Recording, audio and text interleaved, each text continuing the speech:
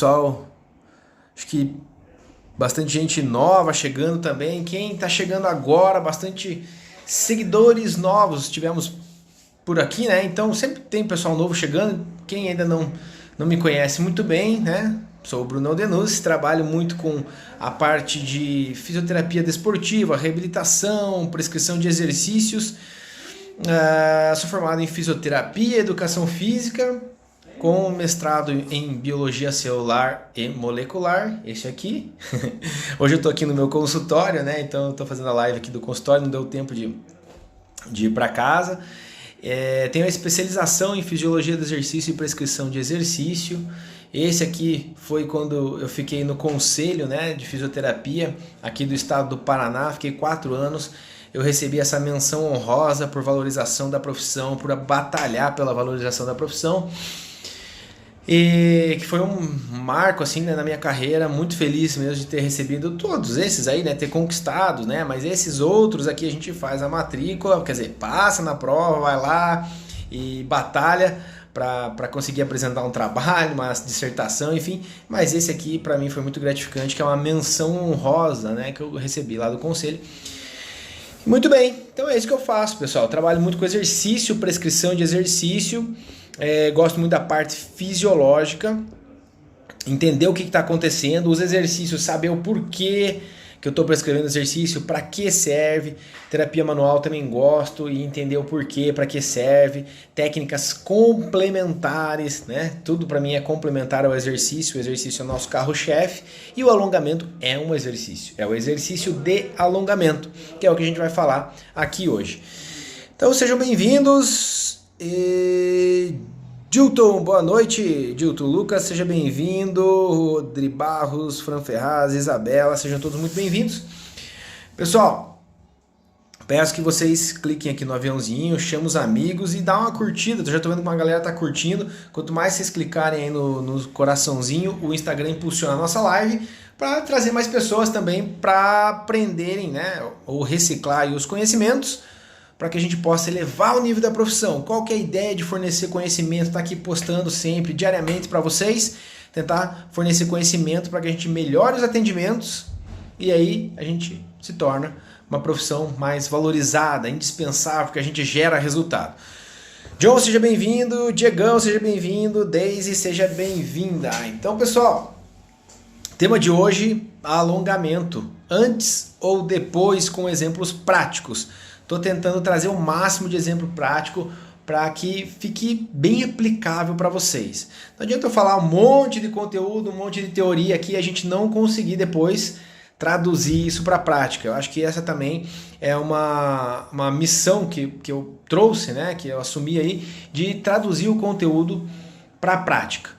É muita coisa que a gente vê na teoria, às vezes é difícil de aplicação prática, ou muita coisa que a gente vê na faculdade, às vezes eu não faço a menor ideia de como trazer isso no atendimento do meu paciente ou do meu aluno.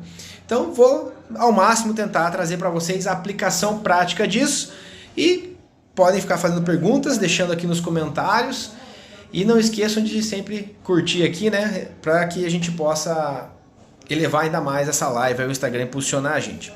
Muito bem. Alongamento antes ou depois? Vai respondendo aí. Quem acha antes, escreve aí antes. Quem acha ou quem aplica depois do exercício, coloca aí depois.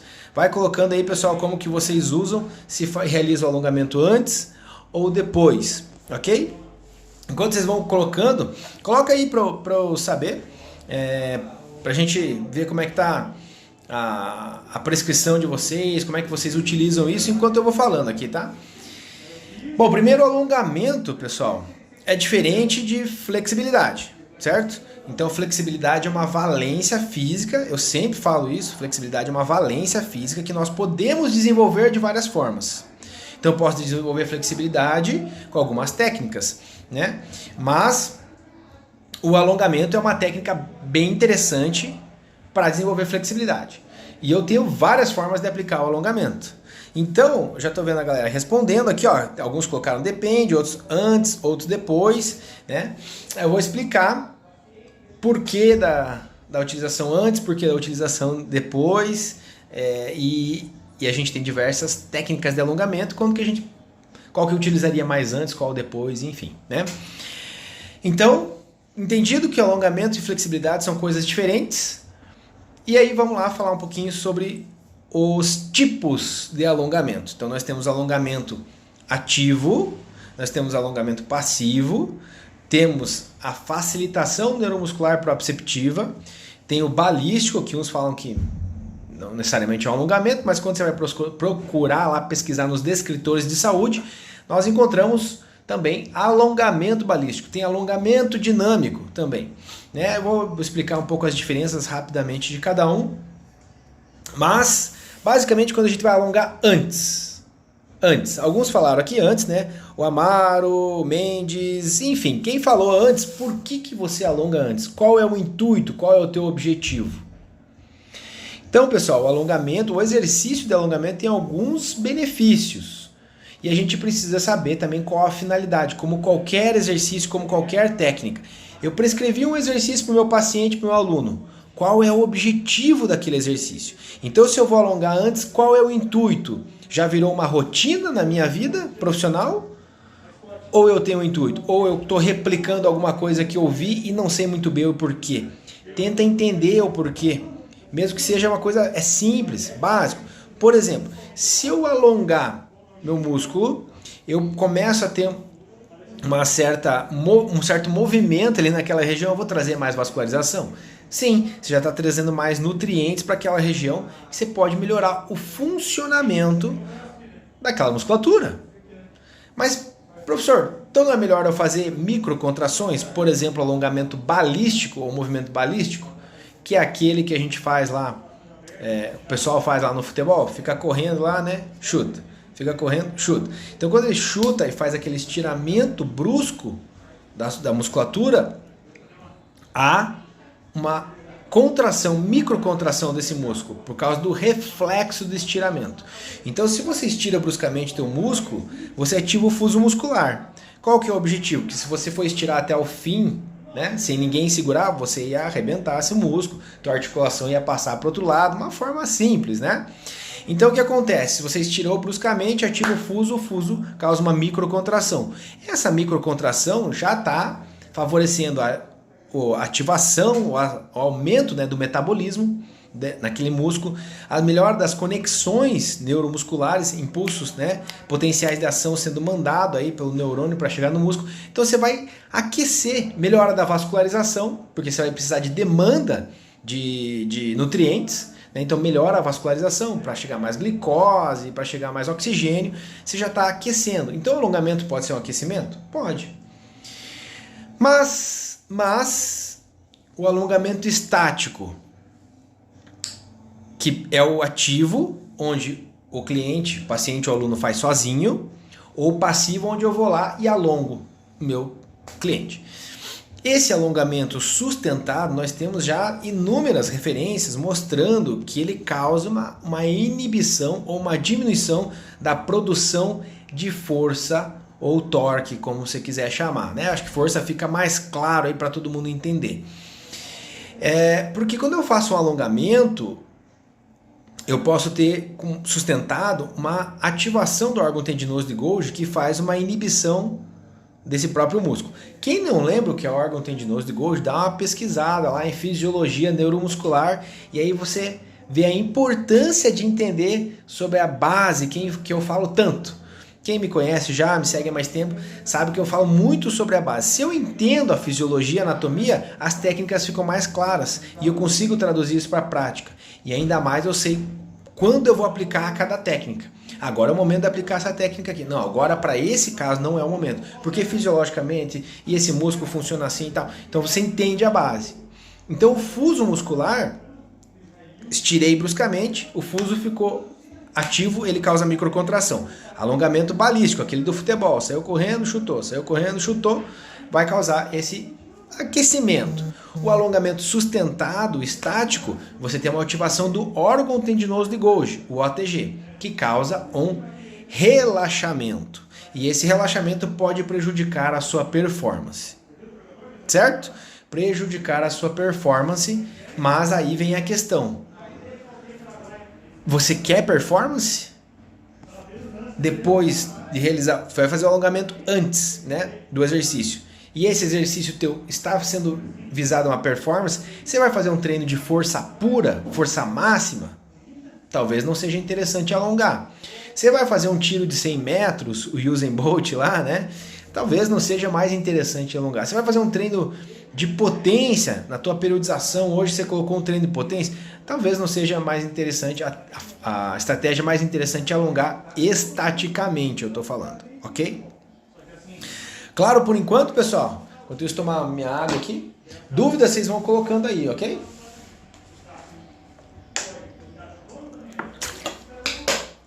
Como vocês viram, eu falo rápido e falo pra caramba, né? E aí, qualquer dúvida vão colocando aí. Então quem alonga antes, coloca aí um dos objetivos ou por que você alonga antes. Pessoal, muita gente fala, eu alongo antes para ter mais mobilidade. Né? Quanto maior a amplitude de movimento, maior mais fibras, ou maior a remodelação dessas fibras, maior o estímulo, né, naquele músculo. Então eu alongo antes para ganhar mobilidade, né? Só que estava orientando hoje um trabalho de TCC. Os trabalhos de TCC são muito bons porque a gente está estudando constantemente, né? E como agora na pandemia é tudo revisão, a gente lê muito, né? E assim, liberação miofascial comparado com alongamento.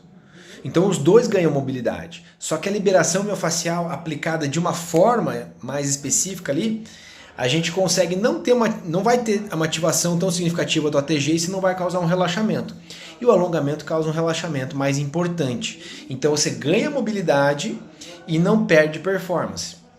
O alongamento dinâmico, pessoal, o alongamento dinâmico é aquele que você faz o movimento, só que não é o balístico, que você, igual o futebol lá, chuta, né? Chuta. Não, o dinâmico você vai, segura 2 segundos, volta. Vai, segura 2 segundos, até um pouco mais. A literatura, os estudos que eu vejo, eles fazem esse protocolo de segurar 2 segundos no alongamento. Porque 2 segundos, 3 segundos, enfim, não é suficiente para causar um relaxamento. Então ganha-se mobilidade, nutrição da articulação, mobilidade articular e sem causar esse relaxamento. Então muito interessante, ok? Pessoal, próximo ponto aqui de falar do alongamento antes. Quando que eu poderia utilizar ele antes, ou por que a gente poderia talvez investir no alongamento antes? É uma questão de curva, comprimento, tensão. Presta atenção nisso.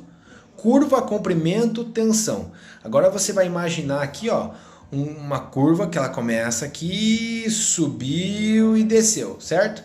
Então, aqui, nesse eixo eu estou aumentando o comprimento. E neste eixo aumentando a força. Então conforme eu vou caminhando para cá, eu estou aumentando o comprimento, minha força está subindo. Estou aumentando o comprimento, minha força está subindo. E assim vai. Chegou um momento que eu continuo a aumentar o comprimento desse músculo e a força vai caindo.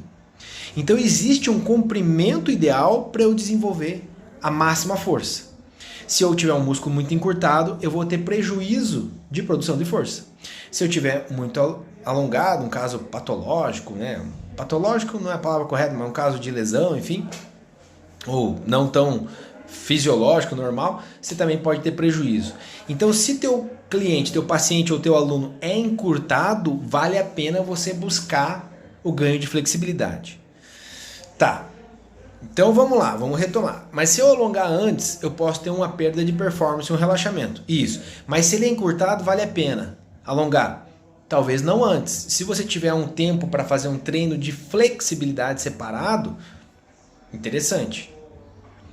E veja, uma coisa que eu vejo que os alunos confundem muito, os alunos de graduação, de pós-graduação, que vêm fazer meus cursos, enfim. É efeito agudo com efeito crônico. A mídia confunde isso demais, pessoal. O alongamento não serve para nada, não se alonga mais, não sei o que. Calma, efeito agudo, ele pode causar uma perda de performance.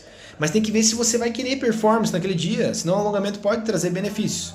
Mas tudo bem, a liberação miofascial traz benefícios, então não vamos alongar. Mas a longo prazo, como efeito crônico, esse alongamento pode te dar ganho de flexibilidade, se você estiver aplicando de forma correta. Então o teu objetivo a longo prazo é ganhar flexibilidade? Sim, então você vai ter que alongar. Mas você vai alongar antes ou depois? Daí eu considero alongar antes, porque tua musculatura não está tensionada. né? Então você pode fazer uma liberação miofascial, dar uma liberada, né, como já diz o nome, na fáscia, dar uma relaxada, e aí você vem para o alongamento. Na literatura a gente vê nos artigos já mostrando isso, que a liberação miofascial antes, com o treino de flexibilidade depois, é mais eficiente do que você chegar aí para flexibilidade. E aí você vai ganhando comprimento muscular que vai influenciar na tua produção de força lá na frente, vai influenciar na postura, vai influenciar na inibição recíproca, que quem não lembra disso também, ó, fisiologia neuromuscular, a base, tem que estudar lá, dá uma olhadinha, ok?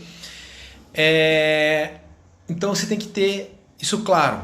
Você quer um efeito crônico do alongamento, que vai ser somado aí ao longo das semanas, ou é um efeito agudo, você vai alongar agora e vai ter a resposta. Então não pode confundir as coisas, dizer que o alongamento é ruim antes, porque vai relaxar. Tá, mas é o único tempo que ele tem, não tem outro tempo. Meu paciente, meu aluno, ele só vem aquela hora, aqueles 50 minutos, enfim.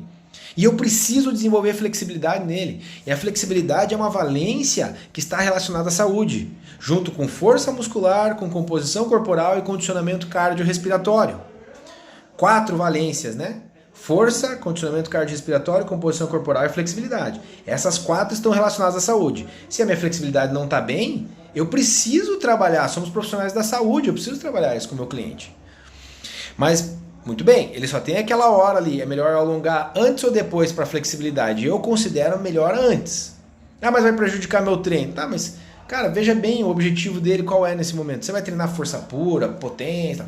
Agora, se você consegue realizar um trabalho de mobilidade, alongamento dinâmico, liberação miofascial, que já atinge uma amplitude legal articular para você praticar os exercícios, mais interessante, porque você tem a máxima ativação, vamos dizer assim, né, da musculatura durante o exercício. Certo? Muito bem. Muito bem. Então, dito isso, o mais importante de tudo isso, para vocês chegarem amanhã, depois da manhã, enfim, durante essa semana na prática de vocês com os pacientes, com seus alunos, nos estágios, eu sei que tem alunos meus aí também, e aplicar com certeza, pessoal. Vocês, sabe, ir direto ao ponto, não ficar dando volta, sabe, não ficar de enrolação, ou dando tiro no escuro, sabe, dando chute. O que você vai fazer? Você vai testar. Ah, não, eu tô alongando ele aqui porque ele tá com o isquio tibial encurtado. Você testou? Não. Então como é que você sabe que tá encurtado? Isso, pessoal, parece tão básico, mas não é. Quer dizer, é, mas não é. Por que não é? Porque a maioria não faz na prática. Chega lá e pá, alonga o isquio tibial, né? Como é que você sabe se ele tá encurtado ou não? Você aplicou um teste? Né? Então tem teste subjetivo, tem goniometria, tem algumas formas de você identificar isso, né? Então é importante que você avalie para você ser certeiro e saber aonde você vai atuar. Precisa de flexibilidade? Beleza, monte um programa onde vai ter um trabalhinho de flexibilidade, depois eu preciso desenvolver força, então você vai para força, você pode também intercalar. Em um dia eu faço flexibilidade do membro superior e vou trabalhar força de inferior, no outro dia inverto, para um não influenciar no outro, né? Como a gente já falou que a perda de força ou de torque, enfim, né? Os estudos eles avaliam muito no isocinético, né? Então avaliam muito o torque e o pico de torque, tá? Então a gente sabe que o alongamento pode influenciar. Resumo da ópera até agora, né? Você indicaria então, ou você faria o alongamento antes da prática de exercícios? Em grande parte, eu prefiro não utilizar o alongamento estático. Eu faço dinâmico, faço liberação miofascial, enfim. É encurtado? Se eu conseguir num outro momento fazer um trabalho de flexibilidade com ele, prefiro. Se não, eu vou fazer, sim, antes. Durante aí o meu atendimento, durante a minha aula, né? Enfim. Se eu conseguir mudar, né, intercalar os grupos, faço um trabalho de flexibilidade de superior e treino inferior e por aí vai, né? Vou invertendo também, é uma estratégia legal, ok? Mais benefícios do alongamento. Muita gente falou aí que alongaria depois, né? Pessoal que está chegando agora, ou que chegou depois, sejam muito bem-vindos. No começo a gente fez aí uma perguntinha aí, quem que alongaria antes do exercício e quem alongaria depois, tá? Isso, alguns falaram depende, realmente depende, né? Mas você tem que saber do que também, né? Do seu objetivo, enfim.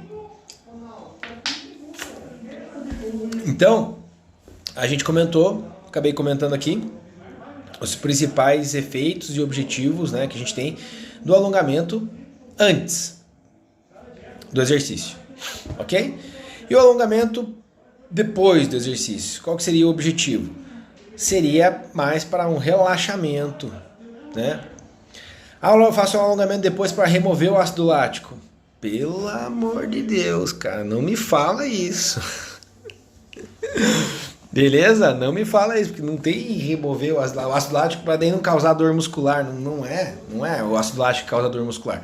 Dor muscular do treino é porque você causou rupturas, micro rupturas das fibras, gerou um processo inflamatório e, consequentemente, sensibilização dos nossos receptores e teve dor. Né? O ácido lático não causa dor, coitado, né? É o vilão de sempre. O ácido lático, que é vira lactato, né? Esse é só um resultado da glicólise anaeróbia, né? Então não é ele que causa. E não é você fazer alongamento, não sei o que lá, que você vai remover ele aí para diminuir a dor muscular. Não é isso não, tá? Então, mas no final a gente pode utilizar o alongamento como um relaxamento, como uma volta calma. Né? Então é importante sempre quando a gente termina um atendimento ou uma aula, que a gente faça um trabalho de volta calma. Tem pessoas que fazem, tem pessoas que não. Às vezes, né, o indivíduo sai bem contraturado, ou contraturado não no sentido ruim, né, de tanto realizar força, né, ou também para baixar a frequência cardíaca, enfim, a gente sempre faz um trabalho aí de volta calma. Quer dizer, pode ser feito. Quando eu vou treinar, sinceramente, eu faço um aquecimento antes de articular, né, que pode ser direto no próprio equipamento, estou falando de treino de musculação, e no final eu alongo? Não também, não faço alongamento, nem antes nem depois. Deveria fazer uma liberação miofascial antes, talvez depois também. Estava orientando hoje de novo um trabalho que com a liberação miofascial pós-exercício a gente reduz a dor muscular de início tardio, aquela dor que fica depois do exercício lá, né? A liberação miofascial pós-exercício ajuda na redução dessa dor. Então, também favorece a recuperação para a gente treinar de novo com mais eficiência, né? Então, eu acabo não fazendo alongamento. Mas daí, eu percebi assim, com o tempo, né? A idade vai passando, né? A gente vai ficando mais rígido, vai ficando mais encurtado. Também você vai fazendo um treino de musculação, a face vai ficando mais densa por esse trabalho de força e potência. Não vou entrar muito na questão da face aqui, senão a gente vai ficar horas falando sobre isso. Então, assim, eu comecei a perceber que foi me causando uma dor nas costas, essa dor lombar, né? Não sei se é uma fascite toracolombar, processo de tensão na linha, né, superficial posterior, que também, quem quiser saber mais aí sobre essas linhas, esses trilhos, dá uma olhada nos trabalhos de trilhos anatômicos do Thomas Myers. Vale bem a pena, né, olhar isso. E aí o que eu estou fazendo? Então eu faço média 3 vezes por semana musculação, ABC, uma vez cada treino, para mim é suficiente, gera resultado, eu vou bem assim, para não me sobrecarregar nem de tempo e nem articulações, né? E aí eu faço uma vez por semana porque eu gosto também e porque eu acho legal, para trabalhar assim mais global, né? A parte de saúde e condicionamento. Eu faço uma aula de circo, de acrobacias, de aéreos lá, enfim, e aí a gente faz um bom trabalho de flexibilidade antes de eu... Primeiro porque você precisa elementos ginásticos ali e tal, você precisa de mobilidade. Mas eu poderia trabalhar com alongamento dinâmico, com a liberação miofascial? Sim, mas eu estou precisando de flexibilidade nesse momento. Eu identifiquei que eu tenho alguns encurtamentos, né, de adutores, né? Quem faz os cursos aí comigo, eu sempre mostro o teste de encurtamento dos adutores e o exemplo mais clássico, geralmente eu vou lá na maca e mostro. Isso é um encurtamento dos adutores e o quanto ele influencia na minha postura e na minha lombar. Eu mostro lá na maca como que a gente aplica esse teste. E aí eu tenho feito esse trabalho de alongamento, de flexibilidade, né, para os adutores, flexibilidade de grande dorsal. Meu grande dorsal também é bem encurtadinho, ultimamente ele anda bem encurtadinho. Então eu estou ganhando mobilidade. Com isso já melhorou minha cervical, ombro, melhorou minha lombar. As dores já estão reduzindo bastante. Porque é aquela história, né? Se eu dou mobilidade para uma articulação, eu deixo a outra ficar estável. Se essa articulação perde mobilidade, a outra aqui vai compensar, né? Ou vice-versa. Ok? Então, pessoal, tem vários objetivos que a gente pode utilizar antes e depois, ou em um outro momento. Mas o alongamento é uma ferramenta muito, muito, muito bacana, pessoal, muito interessante. A flexibilidade é uma valência física relacionada à saúde, é importante, a gente tem que desenvolver. Então não dá para descartar essa estratégia, esse exercício, mas tem um raciocínio de como você vai aplicar. Você vai aplicar, né? Em que momento, quanto tempo, qual tipo que você vai escolher. Siga o FIT. Quem não conhece o que é o FIT, anota aí para não esquecer. FITT. FIT. São as recomendações FIT do American College of Sports Medicine, né? Do ACSM. Quem não conhece o livro do ACSM, dá uma pesquisada lá. Teste de esforço, diretrizes para teste de esforço e sua prescrição. Nesse livro tem o FIT, de treinamento de resistido, treinamento cardiorrespiratório, de treinamento de flexibilidade ou exercícios de alongamento para diversas condições. Bem superficial, mas tem, já é um norte para você ter. O que é o FIT? Vamos lá. Frequência, o I, intensidade, o T, tempo e o T de novo, tipo. Ok? Obrigado, Rodrigo Barros. Galera que tá chegando agora aí também sejam muito bem-vindos. Estamos falando aí sobre alongamento. Então, FIT, frequência, intensidade, tempo e tipo. Tem isso super determinado, já vai assim, ó, pega o alongamento, você já tem o FIT? Não. E depende de cada condição. Vou falar um dado aqui para vocês muito legal que eu li esse final de semana, que vai ser assim, um tipo, professor, sério? Sério. Mas vamos lá, frequência. Quantas vezes por semana você vai fazer? Com qual frequência? Todos os dias? Um dia sim, um dia não, 3 vezes por semana, 2 vezes por semana. Por quê? Você vai basear na sua avaliação. Existe assim, professor, eu avaliei isso, então eu vou fazer 2 vezes por semana. Isso? Não, é mais ou menos de acordo com a sua experiência também. Você vê que uma flexibilidade muito ruim, você vai ter que inserir mais vezes na semana. A intensidade, o que eu vejo, tem muito pouca literatura sobre isso e a gente vê na prática, mas alguma coisa a gente já pode observar. Intensidade do alongamento. Então, por exemplo, o Stélio Dantas, ele fala de 10 a 30 segundos, já é o suficiente para ganhar um pouquinho de flexibilidade. A gente vê outros estudos aí mostrando que quando eu tenho uma permanência um pouco maior, tempo, né? Desculpa, estou falando de intensidade. O tempo um pouquinho maior, uma permanência um pouquinho maior, eu ganho um pouco mais de flexibilidade. Então, de 30 segundos a 1 minuto. Se eu passar de 1 minuto, a gente vê algumas publicações mostrando que parece que não tem efeito adicional no ganho de flexibilidade. Ok?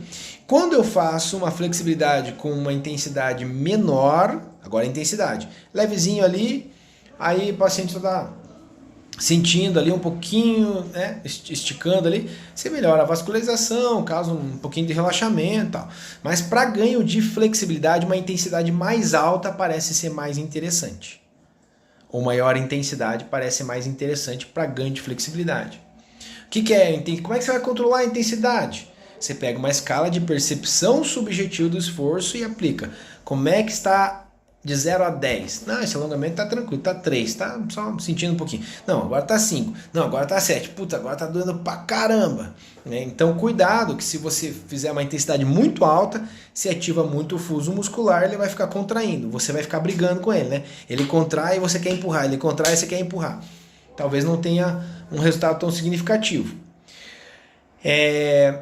Mas muito leve também, você não vai ganhar tanta flexibilidade, porque a gente precisa, sabe, subir o sarrafo lá, né? A gente fala do limiar. Então, o limiar está aqui e limiar de ativação do fuso muscular. Então, eu fui alongando, bateu no limiar, o músculo vai contrair.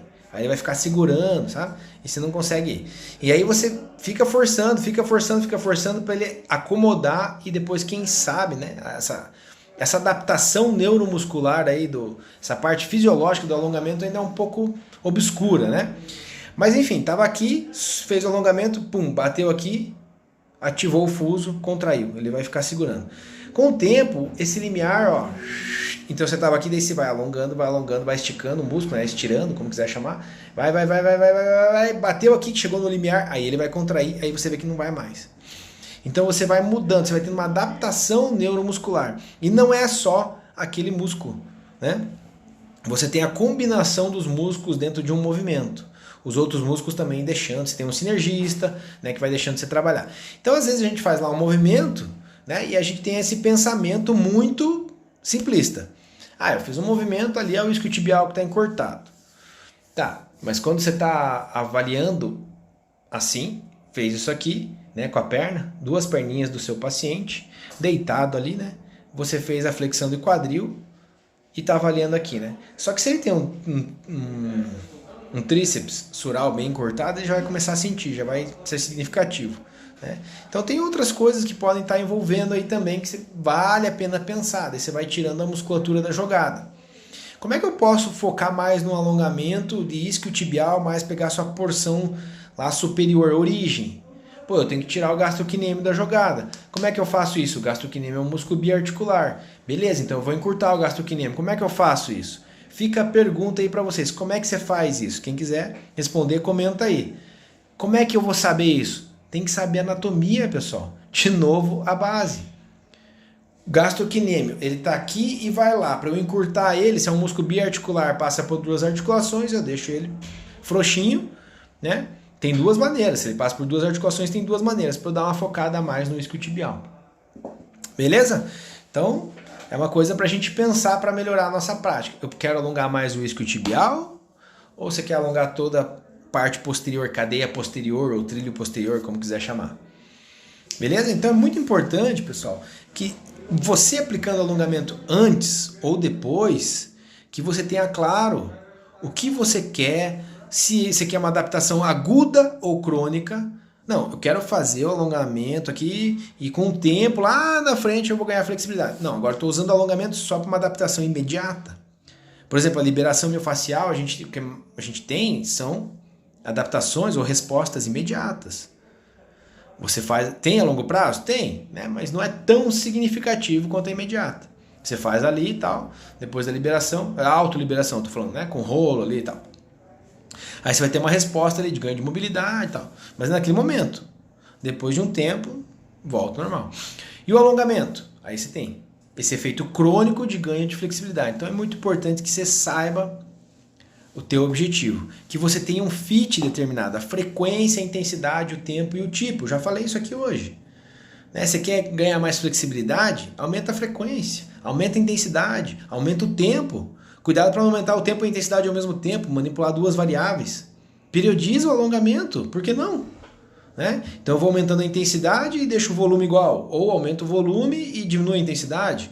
Como é que você controla a intensidade? Escala de percepção de esforço. O que é tipo então, professor? Faltou o tipo aí. O que é o tipo? É o passivo, é o balístico, é o ativo, é o FNP, dinâmico, como a gente já comentou. E daí, então você tem o teu fit. Seleciona isso, para daí você... Vou colocar antes, vou colocar depois, qual que é o meu objetivo. Ninguém respondeu aí, hein, pessoal? Como que vai tirar o gastrocnêmio da jogada, hein? Coloca aí. Nossa, uma galera que fazia um tempo que eu não via aí. Sejam todos muito bem-vindos. Obrigado pela presença. E quem eu não comentei aí, pessoal, bastante gente entrou aí, tá? Não consegui ver todo mundo, mas sejam todos muito bem-vindos. Estamos aqui falando de alongamento antes ou depois, aquela polêmica que não tem fim, né? Sempre tem, não sei.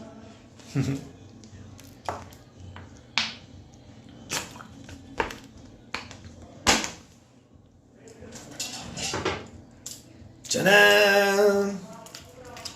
Esse é o Gil, né? Então o gastrocnêmio, pessoal, vem aqui do calcâneo e vai a região posterior que é do fêmur, né? Então ele auxilia na flexão de joelho, deixa eu fazer com esse lado aqui, auxilia na flexão de joelho e faz plantiflexão. Aqui ele tem o pezinho dele travado, não vai dar para fazer muita plantiflexão, né? Tem uma questão também, o gastrocnêmio, ele faz o final da extensão aqui, a hiperextensão, né? Isso a gente conversa num outro momento, ok? Bom, eu quero alongar o isquiotibial, isquiotibial, vai do isquio até a tíbia, certo? Então eu faço a flexão de quadril e a extensão de joelho. Ótimo. Só que toda vez que eu faço a extensão do joelho lá, eu tô sentindo muito atrás do joelho e o gastrocnêmio. Aí você pode tentar fazer plantiflexão. Você afrouxou o gastrocnêmio aqui, certo? Você afrouxou ele, porque se você fizer ele dorse, ele vai alongar o gastro. Se você fizer plant, você afrouxou. Então você pode fazer isso para tentar pegar um pouquinho mais o isco. Ah, eu quero pegar tudo? Beleza. Faz a dorse e vai lá pegar a linha inteira posterior. Ó. Beleza? Agora, estão conseguindo entender, né? Aqui a perna, ó, o pezinho dele e o isquiotibial atrás ali do fêmur. Olha, ele tá deitadinho aqui, ó. Né? Eu quero dar uma ênfase mais na origem lá. Então eu vou flexionar o joelho, porque daí eu afrouxei meu gastrocnêmio. Então eu tirei ele da jogada. Vou indo para flexão de quadril, flexão de quadril, flexão de quadril. Estou estirando o glúteo e o isquiotibial. Principalmente a origem do isquio. Aqui na inserção, como ele faz flexão do joelho, ele está encurtado. Cheguei aqui, aí eu vou estendendo o joelho, ó. Vou estendendo o joelho, vou estendendo o joelho, vou estendendo o joelho. Experimenta fazer isso com seus pacientes ou em você mesmo para você ver como você vai sentir muito mais o isquio e não vai sentir tanto o gastrocnêmio, tá? É um super simples, pessoal, uma dica baseado em conhecimento anatômico, né? Eu sei onde estão os músculos, eu sei que eles são biarticulares e aí eu consigo fazer esse tipo de trabalho. Caiu a toquinha aqui do Gil. Então, pessoal, não é tão difícil assim, né? A gente tem que trazer esse conhecimento para a prática, anatomia aplicada na prática, né? Só saber onde está o músculo, ali decorar e tal. Então veja como é importante saber o que é biarticular, o que é monoarticular, onde que ele está, quais as ações dele, né? Qual é a ação dele, o que ele pode fazer em cadeia aberta, cadeia fechada, e trazendo isso dentro do alongamento. Desculpa, dentro dos exercícios de alongamento, a gente traz uma prescrição mais específica, ok? Se o teu objetivo é ganho de flexibilidade, você só tem aquele tempo, aquela sessão para trabalhar, você vai fazer antes da prática. Eu prefiro, minha opinião, e aí eu quero flexibilidade isquiotibial. Aí eu vou fazer dessa forma que eu falei para vocês. E ainda mais, a técnica mais eficiente para flexibilidade é a facilitação neuromuscular proprioceptiva. Mas eu não vou começar com a facilitação, que já dá uma confusão nele lá, né? Órgão tendinoso de Golgi, pá, fuso, o cara tem que contrair, daí relaxa, daí alonga, daí contrai, relaxa, né? Calma, ele está começando agora, você já vai causar né? No outro dia ele vai estar bem dolorido. Então, vamos fazer um alongamento ativo, que ele faz sozinho, ele sabe o limite dele, ou passivo, mas mais leve. Você vai progredindo, vai aumentando a intensidade. Aumentou a intensidade, daqui a pouco você muda o tipo, daí você foi para FNP. Daí do FNP você aumenta a intensidade. A FNP geralmente tem um protocolo ali, né, que você não vai conseguir aumentar muito o volume, a não ser que você aumente o número de séries. Fez uma série de FNP, daqui a um tempo você faz duas, daqui a um tempo você faz três. E aí você vai vendo a evolução. Isso para antes. Depois do exercício ele tem aquele efeito mais relaxamento, né? Aí você vai fazer um alongamento mais leve, talvez não tão duradouro, né, para gerar um relaxamento, a pessoa voltar e ir para casa com aquela sensação de bem-estar, enfim, né? Dúvidas, pessoal? Dúvidas? Conseguiram entender aí a questão do isquiotibial ali? Ficou claro?